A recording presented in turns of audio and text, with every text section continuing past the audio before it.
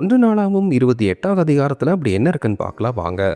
இந்த அதிகாரத்தில் ராஜா தாவீது இஸ்ரவேலின் எல்லா தலைவர்களையும் அதிகாரிகளையும் ஒன்றாக சேர்த்து ஒரு முக்கியமான செய்தியை பகிர்கிறார். தேவனுக்காக ஆலயத்தை கட்ட வேண்டும் என்பது தாவீதின் மனதிலிருந்த ஆசை. ஆனால் அந்த பணியை அவருடைய மகன் சாலமோன் செய்வான் என்று தேவன் தீர்மானித்ததை அவர் அறிவிக்கிறார். அதன் பின் தாவீது சாலமோனை நோக்கி ஒரு முக்கியமான அறிவுரையை வழங்குகிறார். உன் தேவனாகிய கர்த்தரை அறிந்து முழு மனதோடும் விருப்பமுள்ள இருதயத்தோடும் அவருக்கு சேவை செய் என்று கூறுகிறார். தேவன் எல்லா இருதயங்களையும் ஆராய்கிறார். நாம் அவரை தேடினால் அவர் நமக்கு வெளிப்படுவார். ஆனால் நாம் அவரை விட்டுவிட்டால் அவர் நம்மை விட்டு விலகுவார் என்று எச்சரிக்கிறார். பின்னர் தேவாலயத்தை கட்டுவதற்கான திட்டங்கள், அமைப்புகள், பரிசுத்த இடங்கள், பொக்கிஷ அறைகள் ஆகிய அனைத்திற்கும் தேவன் தமக்கு காட்டியபடி தாவீது சாலமோனுக்கு வழங்குகிறார். அதன் முடிவில் தாவீது சாலமோனிடம் தைரியமாகவும் உறுதியாகவும் இருந்து இந்த பணியை செய், பயப்படாதே, மனம் தளராதே, என் தேவனாகிய கர்த்தர் உன்னோடு இருக்கிறார்.